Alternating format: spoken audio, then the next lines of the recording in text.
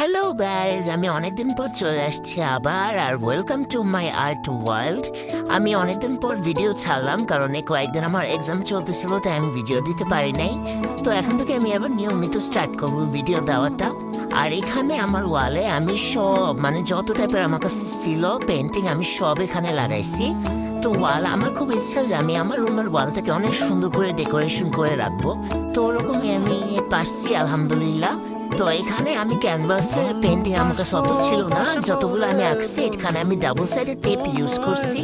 আর এইটার উপরে আমি ট্রান্সপারেন্ট যে পলিথিনগুলো যেগুলো থাকে একদম ওগুলো সব লাগাই দিচ্ছি উপরে, কারণ ময়লা পড়ে যায়, পরে কালার নষ্ট হয়ে যায়। আর এইগুলো হচ্ছে গিয়ে প্যাডের পেন্টিং গুলা, ওইগুলো আমি কেটে দেয়ালে লাগাইছি কারণ প্যাডে থাকতে থাকতে ওগুলো নষ্ট হয়ে যাইতেছে, তাই ভাবলাম ওয়ালে লাগাই দিই। আর এটা হচ্ছে আমার অন্য পাশের ওয়ালটা, যেখানে আমি কার্টুন ক্যারেক্টার আর ডোরেমন আমার অনেক ফেভারিট। তোমরা বলে যাও কমেন্টে তোমাদের কোনটা ফেভারিট।